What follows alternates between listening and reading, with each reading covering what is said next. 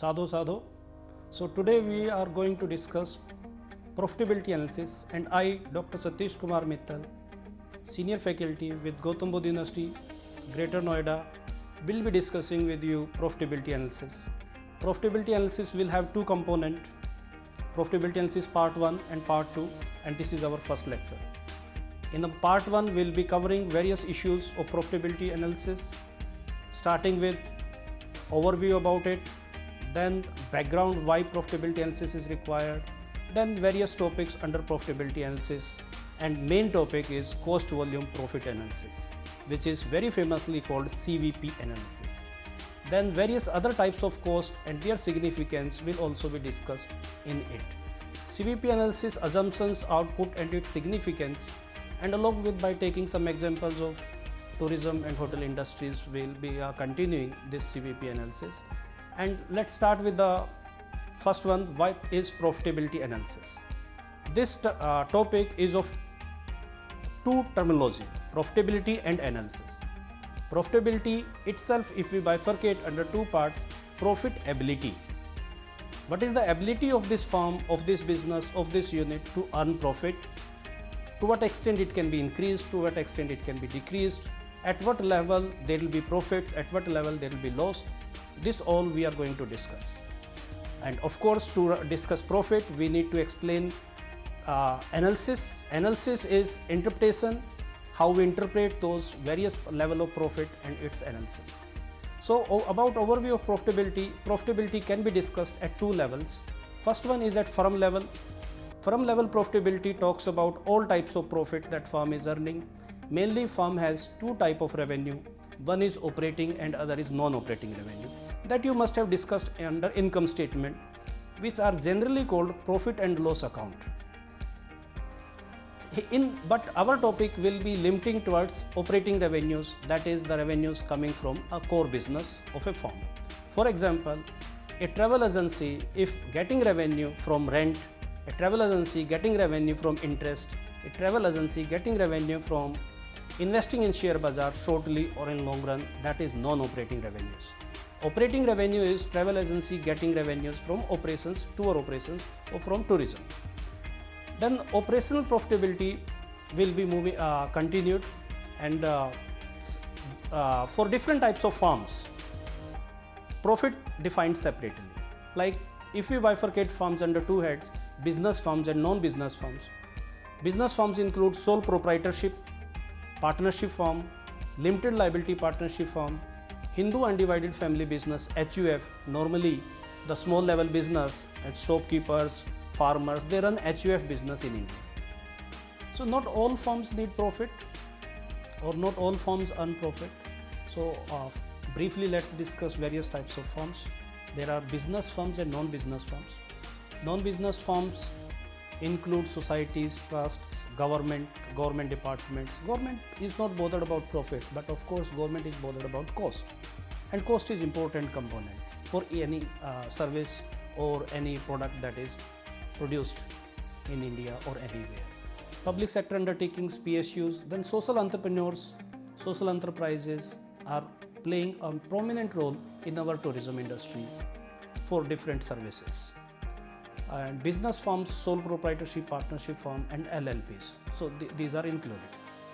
Then so firms as service providers seek profits. Business firms seek profit, and they are really concerned to increase profit. They need to reduce cost, because increasing price will not be allowed in the market. Market is very much competitive nowadays.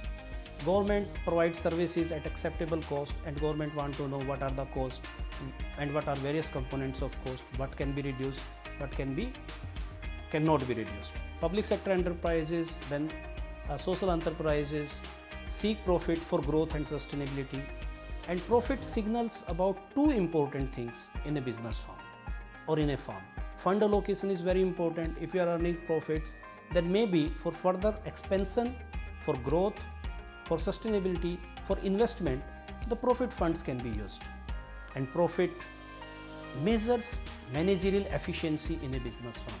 If firm is not earning profit, or if firm is not earning more than the competitors, then managers efficiency is always question mark, and which is very difficult then for the manager to justify that they are earning profit rightly or not. So earning profit matters. So now the question is, what are the objectives of profitability analysis? Profitability analysis plays very important role, as I discussed in last slide, that earning profit is important for fund allocation and for managerial efficiency. Not only that, it is important for capacity to have. How much capacity you should have? I give an example that the hotel industry in Panipat, in Haryana, Panipat is very famous for handloom business. Their hotels there, they have huge capacity. Hotel rooms are running at less than 50% occupancy capacity. So what capacity should we start with our business firm in case of hotel is very important, because huge fixed cost happens. Then how much capacity to use to earn profit? We can take example of China. China produce a lot of goods and services. It use optimal capacity utilization so that the cost per unit reduced and the profit margin can be increased. Which service and how much from each service? Each business firm nowadays don't provide only one service, they provide multiple services. Which service is giving revenue? All services give revenue. If service do not give revenue, then the producer will not offer that service. But how much revenue? Are those revenues sufficient to earn profit, or they are in loss, or there is cross subsidization? Dear students, cross subsidization is very famous term, that one service is earning for other service, or one service is in loss and that loss is covered by other service, and then overall firm's profit are pressurized. Then at what price it happens? At what price goods should be or service should be supplied to the customer? Service supply to the customer at what price? Likewise, in case of tour package, what should be the cost of the package? I have seen and compared many times. IRCTC also provide railway tour package at various tourist destinations, especially religious tourist destinations. So other tour operators need also to price their tour package accordingly. So pricing is not that easy. So wherever we need to work at cost. Cost under profitability analysis can be measured, can be identified, can be studied on two parameters or on two dimensions. One is pro forma income statement and other is cost volume profit analysis. Pro forma income statement you discussed under P&L account, profit and loss account, which is also called income statement, and we will briefly discuss in the last about various types of cost. We will not discuss profit and loss account. We will discuss various types of cost, how they behave, how they contribute, like this. So this approach of profitability analysis provides more refined and detailed breakdown of cost and provide a better basis of cost control and improved profitability. Then the second one is cost volume profit analysis, CVP analysis, which is of course is our today's topic to be discussed. CVP analysis will more talk about the relationship of cost volume. Volume means sales. Volume can be in two-way. It can be sales unit, it can be sales in revenue form. The price, product mix and the profit. Establishing the relationship between all these so that we can better understand that if we increase the sale, will profit increase? If we take more and more tourists to a tour to a particular destination, will it increase the cost or will it increase the revenue or will it finally increase the profit? That we need to understand. And by our today's discussion, you should be comfortably understand that how cost can be controlled and how revenue can be increased, and finally which will increase the profits. Cost classification, I'll try to discuss cost behavior in next coming few slides. That cost classification is very useful for decision making. Likewise, where should a firm invest? Should firm invest on technology? Should firm invest on fixed assets? Should firm invest on current assets? Should firm invest on running assets? And all this is very important. So it is important to realize that every decision involves a choice between at least two alternatives. There are many alternatives, but at least two alternatives. And goal of making decision is to identify those costs that are either relevant or irrelevant to the decision. There are many costs. Personally feel attached that no, we should use these items providing service, maybe they are costing more, and maybe there are substitutes which are costing less, and those can be used. So to make decision, and decisions are always for future, it is essential to have a good understanding of concepts on various types of costs. If we bifurcate cost, there are several factors which affect cost. Internal factors, which we call firm level factors, choice of project, what service should we provide. Likewise, in case of hotels, not only hotel rooms, accommodation. Nowadays, hotels are more earning from MICE tourism, from events. And as I was discussing in few minutes back about an example of Panipat hotels, they are more earning from events, as Panipat is handloom city. 80% or more than 80% of the total India's handloom is produced there in Panipat. So a lot of meetings, business meetings happens there, and very less accommodation revenues, or they are not earning from revenues, they are earning from MICE, or maybe from restaurant, maybe from bar. So choice of project, what service should we provide, that is more important. Scale of operation. Scale of operation mainly means at what level should we produce.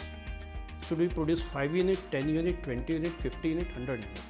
Likewise, a tour operator need to decide what will be the optimum number of tourists he or she should take on a particular tour. That is important. If you increase more than that, then maybe you need to add on more costs, and then finally you'll end up at less revenues.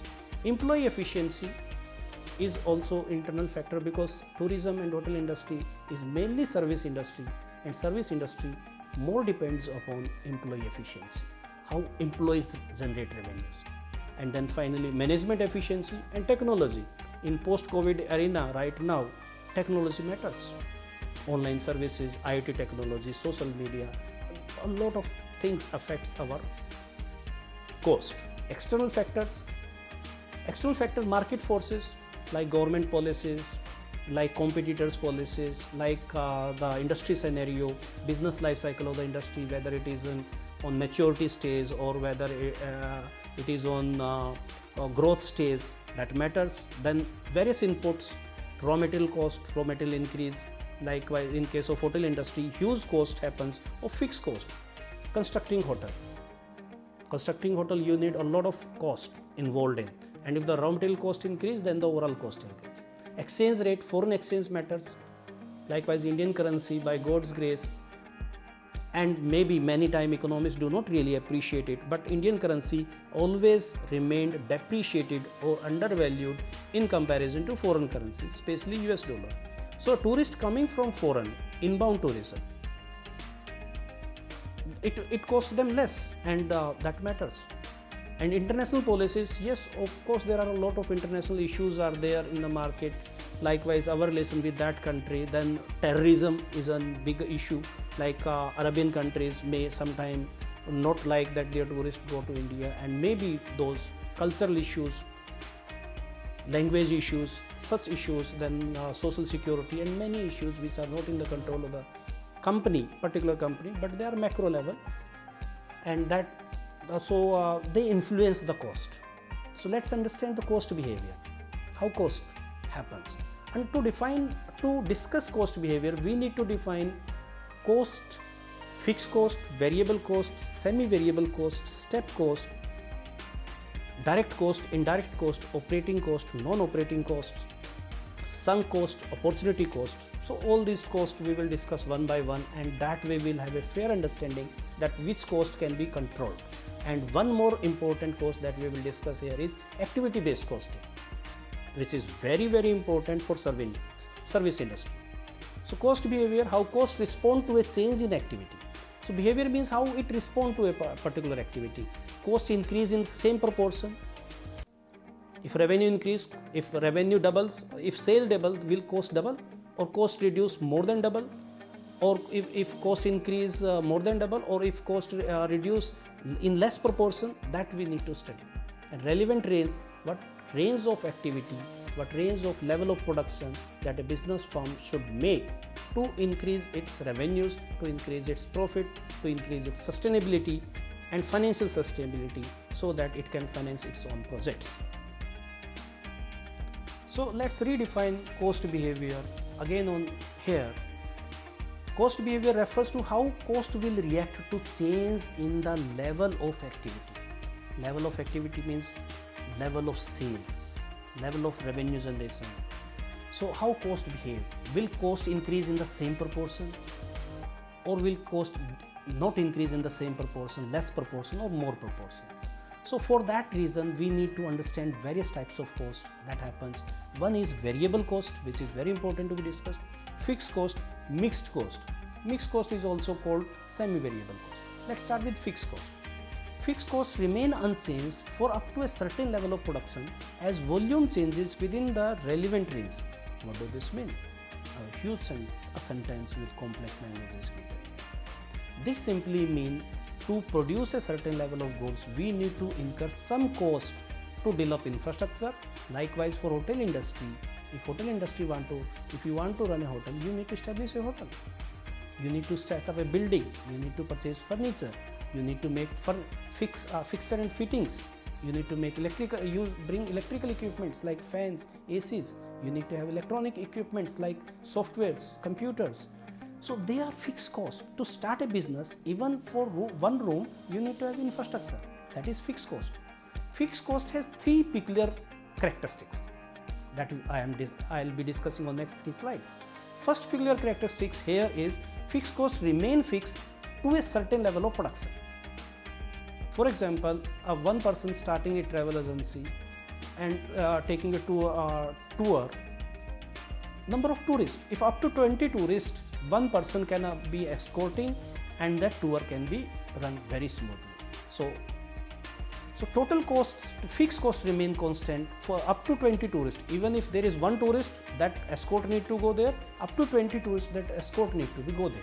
So this cost of escort and some other fixed cost will remain same up to a certain level of production. That is fixed cost. The second peculiar feature of fixed cost is fixed cost reduce when per unit production increase. So there you can see fixed cost, total fixed cost remain constant for certain level of production, but as the number of unit produced more, per unit fixed cost reduce. And initially per unit fixed cost reduce sharply. If there is zero production, fixed cost will be there.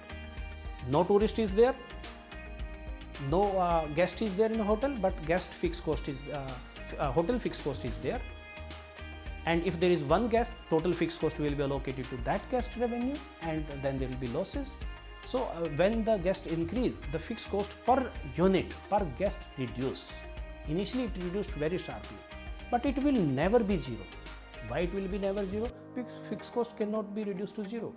But when the number of tourists increase, when the number of units are sold more, in that case fixed cost per unit reduce a lot. And that is very important. And that is called economy of scale. There is a concept of economy of scale that you increase the production and per unit cost reduce, and per unit cost reduce, per unit revenue are same.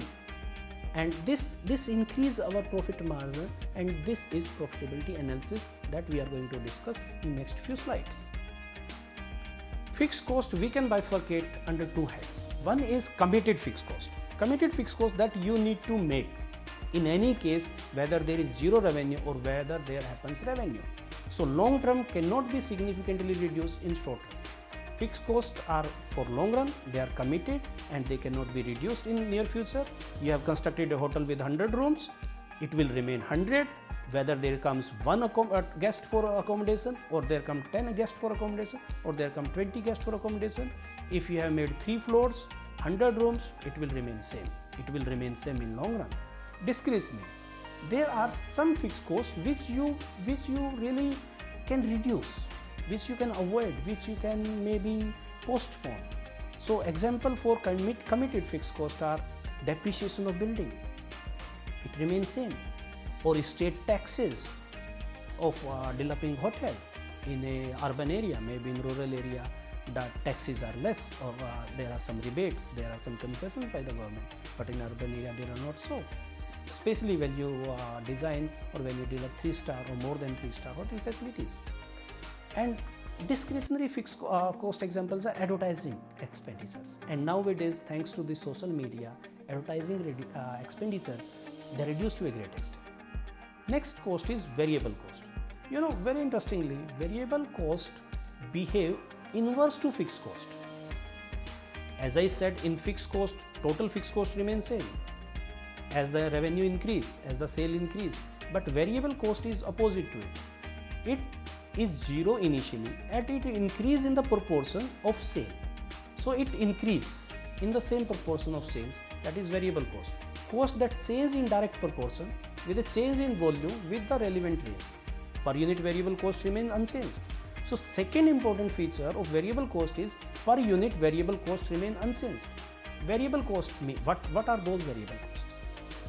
Let us discuss this. Variable cost means likewise if you take a tour, then you are offering maybe water bottle to the tourist, that is variable cost. Number of tourists increase, water bottle cost increase, food cost increase, hotel accommodation that you are offering to the guest at tourist destination increase, then the sightseeing fees increase accordingly in the same proportion, that is variable cost. Variable cost, you can see through graph that it is very clearly visible that variable cost in the proportion, and if technically statistically explained, it is at 45 degree of angle, although it can be less or more. Per unit it remain constant, so the graph will be flat parallel to x-axis. Yes, it is parallel to x-axis because it remains same. Then variable cost drivers. What are the variable cost drivers? There are some cost drivers like in case of taxis, how many kilometers it is driven, maybe miles per kilometer cost happens. Then maybe in case of tour escorts, they charge for hourly payment. Then unit produced, how much sales you are generating, it depending on that one. And then machine hours, maybe technology, maybe software you use, and then you find that how many hours that machine can work, and the total life based on that, and then depreciation is charged, then the cost is allocated accordingly. So variable cost have various components, they are activity based also. And that happens. Then semi-variable cost. Actually problem is here. No cost is totally fixed and no cost is totally variable. That's why we need to discuss semi-variable cost. That a portion of the cost is fixed and a component is variable. They are also called mixed cost. So to some extent cost will be there, because if you have one unit sale, if you take one tourist on a tour, then the cost will not be increasing in the same proportion. Some costs are fixed, some costs are variable, and some are semi-variable. So that is semi-variable.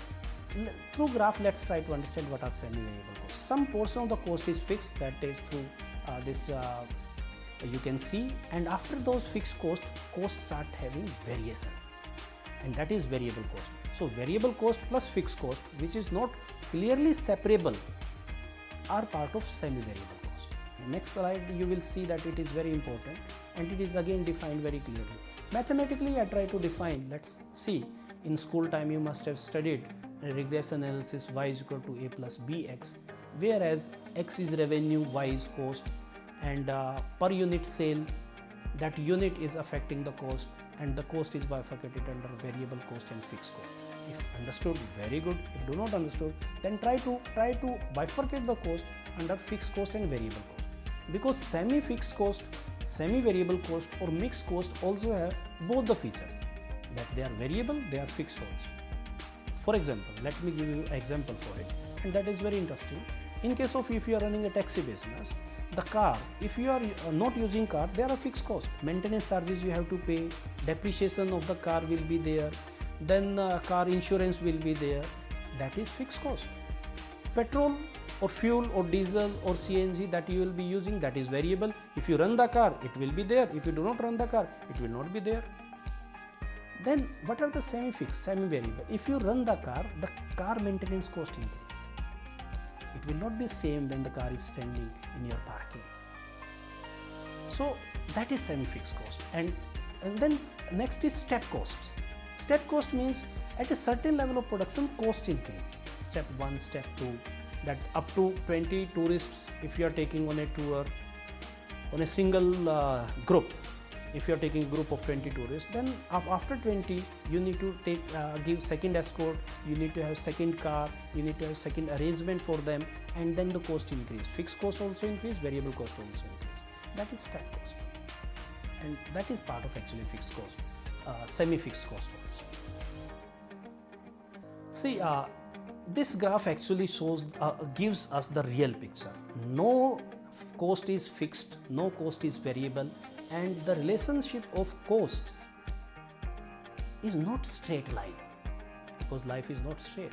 Life, a lot of things affects, as I discussed, internal factor and external factor. So this curve graph actually is the cost behavior, but it is very difficult to study this, and that's why we assume that yes, there can be some trend line, and if we study that trend line, 80-90% of cost features, cost behavior can be studied, and to some extent we can control them, and that works well. All factors cannot be controlled, because service industry is human involved industry, and wherever there is human is involved, bias will be there, human bias will be there, human manipulation will be there, human variation will be there. Human behavior cannot be studied y is equal to a plus bx. It is as simple, and this slide shows us that importance. Let's take an example of step cost. Step cost, it is simple. If 1000 square feet office, you are paying a rent of 30,000, you are lucky one, you are in Lucknow, not in metro cities, because in metro cities the rent cost is more than lakhs for 1000 square feet area. So if up to 1000 square feet area you are paying 30,000, then for next 1000 square feet, if you are increasing the office size, then you have to again spend 30,000. So that is step. Step 2, you have to spend again some fixed cost. So this way, through this graph, I try to explain this, that up to 1000 square feet it increased to 30, 2000 square feet it increased to 60, 3000 square feet it increased to 90. Where we have to work in between, and this is the precise about cost behavior, variable cost and fixed cost. As I explained you very clearly, that variable cost remain constant per unit, fixed cost remain constant in total, variable cost varies in total as the sale increase, and fixed cost remain constant when we take it total. That's it. That's about the cost behavior. I hope now you have a fair understanding of cost behavior. And next we will discuss. Let's have a cross check what you could understand, and I hope you will be able to answer these questions. Which of the following cost will be variable cost? Baskin Robbins, it's a famous ice cream parlor shop is running. So you have to identify, there are several costs given below, and you need to identify which one is variable cost, and 4 options are given. There can be more than one. One is cost of lighting the store. Do you think cost of lighting the store is variable cost? May not be, because you cannot remain in dark if the guest is not coming to buy ice cream. The wages of the store manager, you hired one manager, one assistant. So if on one day there comes 50 guests to buy ice cream, and on next day there comes 100 guests to buy ice cream, do you think that you will remove one person? No, today less guests are coming or customers are coming. No, that is not possible. So first 2 are of course not variable cost. Cost of ice cream, yes, cost of ice cream. If 50 ice cream sold, next day 100 ice cream sold, next day cost is doubled, because the proportion of sale is increasing. So this seems a variable cost. Next one is cost of napkins for customer. Yes, this is more or less a variable cost, because more customer, more napkin used. And then yes, C and D will be the right answer, that they are variable cost, and the A and B are fixed cost. And in case of B, that I can explain, that if customers increase, then maybe you have to hire one more attendant. Then you have to decide at what level the customer, if there comes 200 customers in a day, then you will increase one more attendant or assistant to that manager at a store, and that will be increase in fixed cost or maybe semi-variable cost. CVP analysis has some assumptions. Cost volume profit analysis has some assumptions, and these are really fair enough. When we study anything, then assumptions are always there, limitations are always there, and we have to study it in controlled environment. And the first assumption is that variable cost remain constant. So the raw material will increase in the same proportion and the cost will remain constant, which sometimes do not happen. If you buy raw material in bulk, that big companies do, And that's why the soft drink industry of India is more or less taken over by Coca-Cola and Pepsi, because they buy in bulk, their raw material cost reduce. But we assume for simplification purpose that it will remain constant. Sales mix, production efficiency, price level, production method, they will remain constant. If they increase, like sales mix change, you provide 3 products and one product have more margin, other product have less margin. Likewise, railways, they have general bogies, they have second class AC, third class AC, first class AC, sleeper class. So somewhere the profits are more, somewhere profits are less. So complexity in fixed cost do not change. If complexity in fixed cost change, then it is difficult to use it under linear lesson. Then profits are calculated on variable cost basis. Yes, unit variable cost and selling price are constant per unit of output. Selling price also changes. You also understand, if you buy, if one tourist go, the cost is different. If there is a group in a family, then cost reduce. So selling price also changes. Price discrimination it is called, that charging different price to different customers, maybe based on their income, maybe based on number of tourists that are coming, maybe based on frequency of tourists that are coming, and maybe there are a number of examples.